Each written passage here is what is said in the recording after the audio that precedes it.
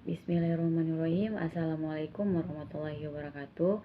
Saya Sonia Mariska, Prodi Pendidikan Biologi, NIM 2016300024. Dalam video kali ini, saya akan mempresentasikan hasil diskusi kelompok kami terhadap materi yang sudah kami pilih, yaitu jamur.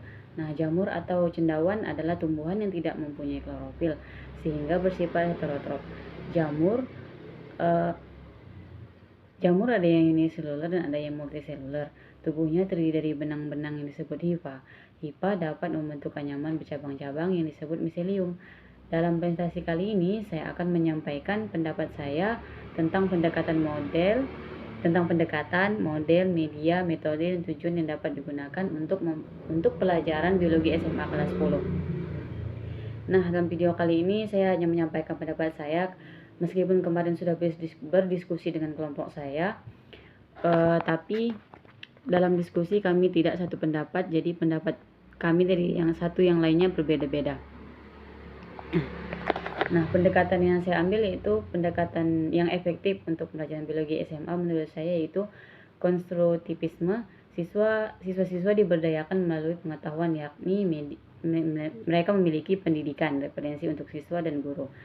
Peserta didik merupakan objek pembelajaran utama di sekolah. Kesuksesan peserta didik dalam belajar tentu menjadi tanggung jawab semua pihak terkait, seperti guru, lingkungan, orang tua, teman, dan sebagainya.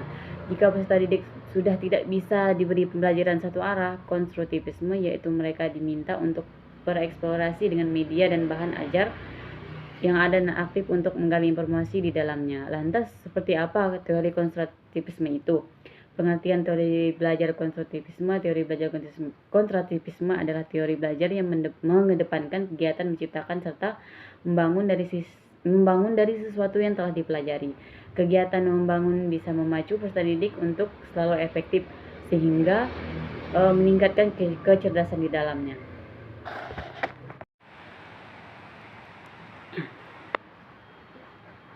Nah, untuk yang selanjutnya, yang kedua, yaitu model. Saya mengambil model Cooperative People Learning Together atau LT. David dan Roger Johnson dalam Universitas Minnesota mengembangkan model learning together and pembelajaran kooperatif. Metode yang mereka teliti meliputi siswa yang dibagi dalam kelompok yang terdiri atas 4 atau 5 kelompok dengan latar belakang yang berbeda mengerjakan satu lembar tugas dan menerima pujian dan penghargaan berdasarkan hasil kerja kelompok. David dan Roger Johnson dalam Salvin 2008 menekankan pada 4 unsur, yakni interaksi tatap muka para siswa bekerja dalam kelompok-kelompok yang beranggotakan 4 orang sampai 5 orang, menginterdependensi positif para siswa bekerja sama untuk mencapai tujuan kelompok. Tanggung jawab individual pada siswa harus melibatkan bahwa mereka secara individu tidak telah menguasai materi. Kemampuan interpersonal dalam kelompok kecil pada siswa dipelajari mengenai sarana-sarana yang efektif untuk bekerja sama dan mendiskusikan seberapa baik kelompok mereka bekerja dalam mencapai tujuan. Untuk dalam hal ini, penggunaan kelompok pembelajaran heterogen dan penekanan terhadap interdependensi positif serta tanggung jawab individual. Metode Johnson ini sama dengan STAD, akan tetapi mereka juga menyoroti perihal pembangunan kelompok dan menilai sendiri kinerja kelompok, dan merekomendasikan pembangunan penilai tim ketimbang pemberian sertifikat atau rekognisi lainnya.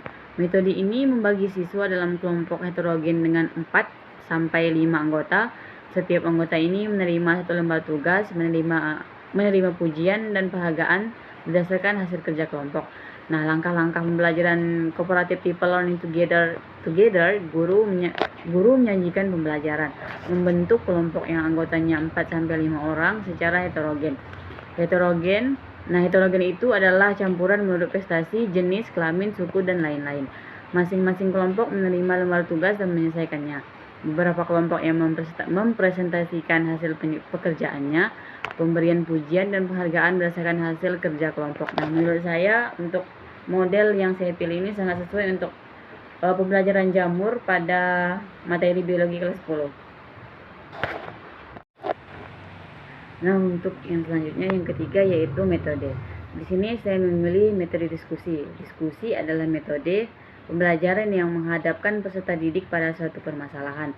Tujuan utama metode ini adalah untuk memecahkan permasalahan, menjawab pertanyaan, dan memahami pengetahuan peserta didik serta untuk membantu suatu keputusan. Oleh karena itu, diskusi bukanlah debat yang mengadu argumentasi. Diskusi lebih bersifat bertukar pengalaman untuk menentukan keputusan tertentu secara bersama-sama. Selama ini, banyak guru yang merasa keberatan untuk menggunakan metode diskusi dalam proses pembelajaran. Keberatan itu biasanya timbul dari asumsi. Pertama, diskusi merupakan metode yang sulit diprediksi hasilnya. Oleh karena itu, interaksi antar peserta didik muncul secara spontan, sehingga hasil dan arah diskusi sulit ditentukan. Kedua, diskusi biasanya memerlukan waktu yang cukup panjang, padahal waktu pembelajaran di dalam kelas sangat terbatas. Keterbatasan itu tidak mungkin dapat menghasilkan sesuatu secara tuntas. Sebenarnya hal ini tidak perlu dirisaukan oleh guru, sebab dengan perencanaan dan persiapan yang matang, kejadian semacam itu bisa kita hindari. Nah, yang keempat adalah sarana untuk menyampaikan materi pembelajaran. Salah satu contohnya adalah buku. Media buku, karena kebanyakan di kampung-kampung atau di pelosok-pelosok seringkali keterbatasan teknologi, misalnya Infocus, dan ada tapi satu juga sering di dalam satu sekolah tuh biasanya hanya memiliki satu Infocus. Nah, tidak mungkin jika misalnya ada 3 kelas 10 di dalam sekolah tersebut dalam waktu bersamaan menggunakan satu Infocus.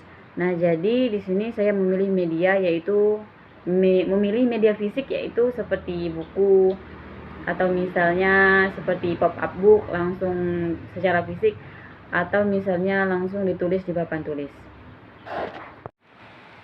Nah, dan yang terakhir yaitu adalah tujuan pembelajaran. Yang pertama, tujuan pembelajaran siswa diharapkan mampu. Yang pertama, merasakan kagum terhadap Tuhan Yang Maha Esa setelah melakukan pengamatan jamur. Yang kedua, menunjukkan perilaku keturunan melalui pengamatan diskusi kelompok. Yang ketiga, menunjukkan perilaku kerjasama melalui pengamatan dan diskusi kelompok. Yang keempat, mengamati ciri-ciri jamur melalui pengamatan beberapa perantai. Yang kelima, mengklasifikasi jamur berdasarkan ciri-ciri dan cara reproduksinya. Yang keenam, menyajikan data hasil pengamatan ciri dan pengamatan jamur. 7, mempresentasikan hasil pengamatan di depan kelas secara berkelompok. Baik, mungkin itu saja yang dapat saya sampaikan terkait materi, terkait model pendekatan pembelajaran, metode, dan tujuan untuk strategi pembelajaran. Yang benar datangnya dari Allah Subhanahu wa taala, yang salah datangnya dari saya pribadi. Billahi fisabilil haq, wasabiqul khairat. Wassalamualaikum warahmatullahi wabarakatuh.